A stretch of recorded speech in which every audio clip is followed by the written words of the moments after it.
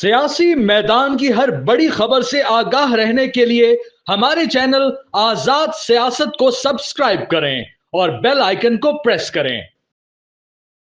तहरीक इंसाफ के बानी इमरान खान ने एक ट्वीट में ये कहा है कि कौमी सलामती कमेटी के इजलास का इसलिए बाइकाट किया गया कि उन्हें इस इजलास में नहीं बुलाया गया। चूंकि उन्हें नहीं बुलाया गया, लिहाजा तहरीक इंसाफ का बाइकाट करने का फैसला दुरुस्त है। अच्छा, अब अगर हम इसके जवाब में बानी पीटीआई इमरान खान से ये पूछें कि जब वो वजीर आजम थे और कौमी सलामती कमेटी के जो इजलास हुए, तब उन्होंने क्यों शिरकत की? क्योंकि बतौर वज़ीर-ए-आज़म तो उनको उनको किसी ने नहीं कहा कि आप ना आएँ, बल्कि वो मेज़बान थे उन इजलासों के, उनकी हुकूमत थी। अपनी हुकूमत में वो कौमी सलामती कमेटी के इजलासों में क्यों शिरकत नहीं करते थे?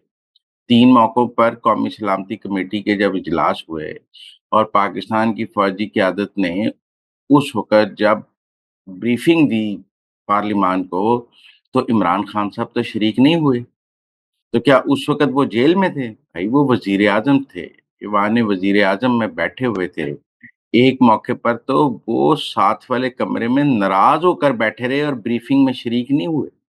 जब भारत ने जरहियत की, जब उसने कश्मीर में 370 ख़त्म किया, जब हमने उनका इख्तियारा मार गिराया, उसके बाद एक थ्री मीटिंग हुई, फिर उसके अलावा दहशतगर्दी पर हुई, उसके अलावा गिलगित-बल्तिस्तान पर कौमी सलामती कमेटी की मीटिंग्स हुई, आर्मी चीफ ने ब्रीफ किया और उस वक़्त भी तो इमरान खान शिरकत नहीं करते थे। तब तो वो जेल में नहीं थे, तब उन्हें दावतनामा भी मौजूद था। सारी पार्लिमानी कमेटी में सारी सियासी जमातें मौजूद होती थीं, इमरान खान मौजूद नहीं होते थे। तो उनकी ये दलील तब हम माने कि वो कहें कि देखें, जब मैं वज़ीर-ए-आज़म होता था तो मैं तो सारी कौमी सलामती कमेटी के इजलासों में शिरकत करता था, ऑपोज़िशन के साथ बैठता था। तो आज मैं जब हूँ तो मुझे क्यों नहीं बुलाया गया? भाई आप बतौर वज़ीर-ए-आज़म भी शरीक नहीं होते थे। तो जब आप बतौर वज़ीर-ए-आज़म शरीक नहीं होते थे और आपके बगैर कौमी सलामती कमेटी का इजलास हो जाता था, तो आज आप जेल में भी हैं, तो आपके बगैर कौमी सलामती कमेटी का इजलास हो सकता है। जब आप वज़ीर-ए-आज़म थे और तो आप समझते थे कि आपका कौमी सलामती कमेटी में बैठना ज़रूरी नहीं है, तो आज आप जेल में भी हैं, तो आपका बैठना ज़रूरी नहीं है। इसलिए मेरे ख़्याल में उनकी दलील बहुत कमज़ोर है।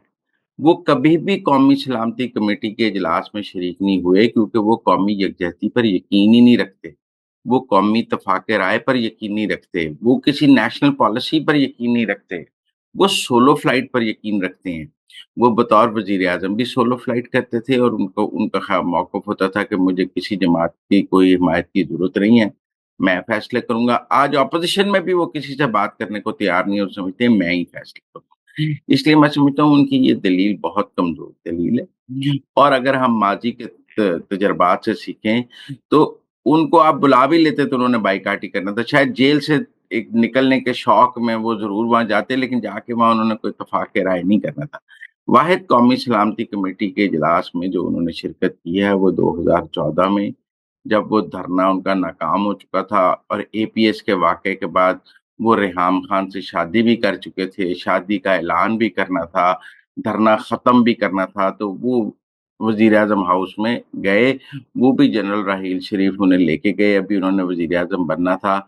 एक कौमी सलामती कमेटी के इजलास में वो कंटेनर से वो गए थे, उसके बाद वो वज़ीर-ए-आज़म बन गए, ना वज़ीर-ए-आज़म बनकर कभी वो कौमी सलामती कमेटी में गए, उसके बाद कभी शायद खकान अब्बासी के वज़ारत-ए-उज़्मा में भी नहीं गए, वो कभी भी कौमी सलामती कमेटी के इजलासों में शिरकत करने पर यकीन नहीं रखते। लिहाज़ा मेरे नज़दीक उनकी ये दलील कोई इतनी बावज़न दलील नहीं है। ज़्यादा ब उनकी बात ये है कि वो कौमी इत्तेफ़ाक़ राय और कौमी यकजहती पर यकीन ही नहीं रखते। तो इसलिए उन्होंने ना बतौर वज़ीर-ए-आज़म कभी कौमी सलामती कमेटी के इजलासों में शिरकत की है और अब भी अपनी जमात को ऐसे इजलास में शिरकत करने से रोका है। क्या पीटीआई की रज़ामंदी के बगैर खैबर पख्तूनख्वा में ऑपरेशन हो सकता है? जी, बिल्कुल हो सकता है।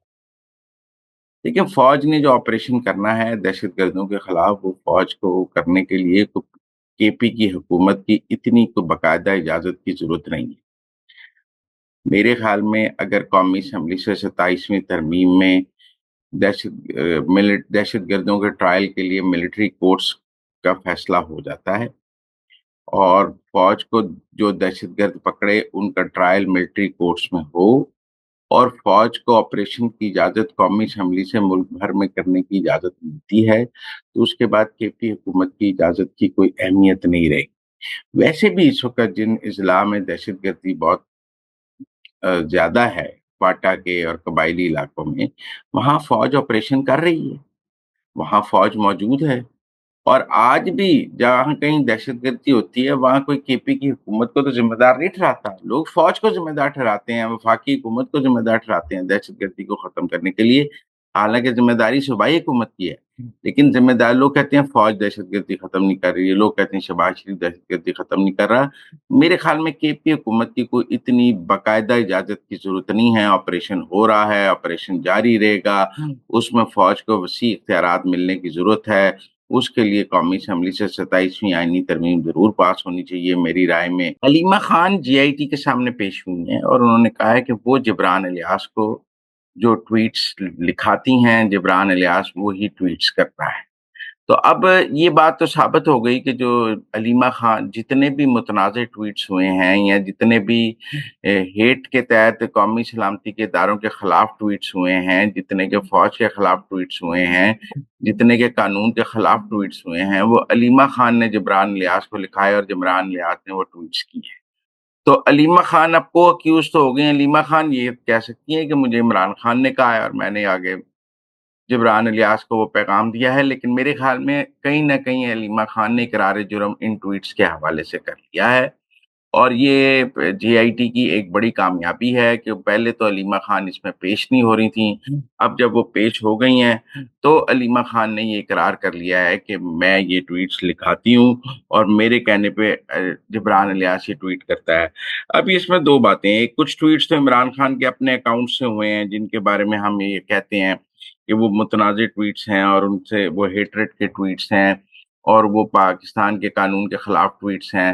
تو عمران خان صاحب جو ہیں وہ کہتے ہیں میں تو جیل میں ہوں، اور آپ کو یاد ہے ایک متنازع ویڈیو کے حوالے سے جب تفتیش ہوئی تو انہوں نے کہا ہاں اگر میں باہر ہوتا تو میں یہ ویڈیو ایڈٹ کرا دیتا، یہ 100% میری مطابق نہیں ہے، بس اس کا تھیم میں نے بتایا تھا۔ تو اس طرح کہیں نہ کہیں دوری بھی رکھتے ہیں اور کہیں نہ کہیں اکنالج بھی کرتے ہیں، اور اسی طرح علیمہ خان نے بھی یہ کیا ہے۔ لیکن میں سمجھتا ہوں کہ اب ریاست پاکستان یہ سوشل میڈیا جو کیمپیننگ ہے، ڈیجیٹل ٹیررزم ہے، اس پر بہت سنجیدہ ہے۔ آپ نے گرفتاریاں دیکھی ہیں، پہلی دفعہ پی ٹی آئی کی ساری قیادت کو بھی جے آئی ٹی کے سامنے پیش ہونا پڑا ہے، ورنہ پہلے تو کسی کو بھی ایف آئی اے کا نوٹس ملتا تھا وہ اسلام آباد ہائی کورٹ سے جا کے اپنے ایک سٹے لے کے تو ایف آئی اے کو کہتا تھا tata bye bye fish fish. اب ایسا نہیں ہے، اب جے آئی ٹی کی ریٹ آپ نے دیکھی ہے، ایف آئی اے کی ریٹ دیکھی ہے، اور آپ علیمہ خان پہلے پیش نہیں ہو رہی تھیں، پھر عمر ایوب، بیرسٹر گوہر اسد کیسر سب پیش ہوئے، تو اس لیے تفتیش مکمل ہو سکتی ہے اور ایف آئی اے اس مقابلے اس کے بارے میں باقاعدہ کچھ گرفتاریاں بھی کر سکتا ہے اور چلان بھی پیش کر سکتا ہے۔ تو میرے خیال میں ایک تو یہ اچھی بات ہوئی ہے کہ اس حوالے سے مکمل تفتیش ہو گئی ہے 6 گھنٹے علیمہ خان سے، اور انہوں نے قبول کر لیا ہے کہ وہ جبران الیاس کو ٹویٹ دیتے ہیں۔ آج تک سب یہ کہتے تھے کہ جبران الیاس خود ہی سارے ٹویٹس کرتا ہے اور اس نے پارٹی کو ہائی جیک کیا ہوا ہے اور وہ کسی کے کہنے میں نہیں ہے، پر ایسا نہیں ہے۔ وہ جبران الیاس کا کنٹرول علیمہ خان کے پاس ہے اور علیمہ خان نے یہ بات قبول کی ہے۔ اس کا مطلب ہے جو بھی ریاست مخالف پروپیگنڈا ہوا ہے علیمہ خان اس کی ذمہ دار ہیں، اور علیمہ خان کے خلاف اس کے خلاف کارروائی ہونی چاہیے، اور میں سمجھتا ہوں ضرور ہونی چاہیے۔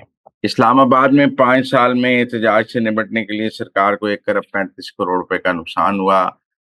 دیکھیں احتجاج جو ہے نا وہ میرے خیال میں یہ جو بار بار اسلام آباد پر چڑھائی کا احتجاج ہے کا ٹرینڈ ہے نا، یہ بہرحال ختم کرنا۔ یہ جو کوئی کسی صوبے سے نکلتا ہے، یہ شروع ہوا تھا تو عمران خان کے لانگ مارچ سے، ویسے آپ کہہ سکتے ہیں کہ نواز شریف نے بھی ایک لانگ مارچ کیا تھا، لیکن بات گوجرانوالا میں طے ہو گئی تھی عدلیہ کی بحالی کے لیے۔ لیکن اس کے بعد عمران خان نے تو متعدد لانگ مارچ کیے، اور اس کے بعد پی ٹی آئی نے بھی متعدد لانگ مارچ کیے جن میں اسلام آباد پر چڑھائی اور ایک مومنٹم بنایا جاتا ہے کہ ہم جا کر حکومت گرا دیں گے۔ وہ پرویز خٹک صاحب بھی بطور وزیر اعلیٰ اسلام آباد پر چڑھائی کرنے کے لیے نکل پڑے تھے، اب گنڈا پور بھی 2-3 دفعہ نکل پڑے ہیں۔ تو یہ عمران خان بھی پہلے جب محمود خان وزیر اعلیٰ تھے تب بھی اسلام آباد کی طرف روانہ ہوئے تھے، جس کا توہین عدالت کا کیس ابھی تک وہاں پینڈنگ ہے۔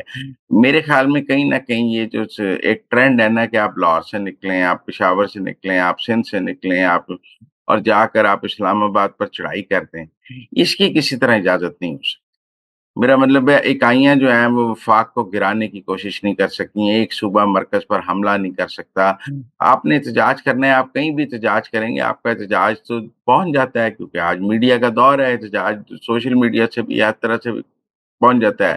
یہ جو ہے نا میں جا کر سب کچھ تباہ کر دوں گا اور پھر اس کے مقابلے میں ریاست کو وسائل خرچنے پڑتے ہیں، کیونکہ آپ کا احتجاج قانون کے دائرے میں نہیں ہوتا، اس کو روکنے کے لیے جو ہے قانون نافذ کرنے والے اداروں کو زیادہ محنت کرنی پڑتی ہے۔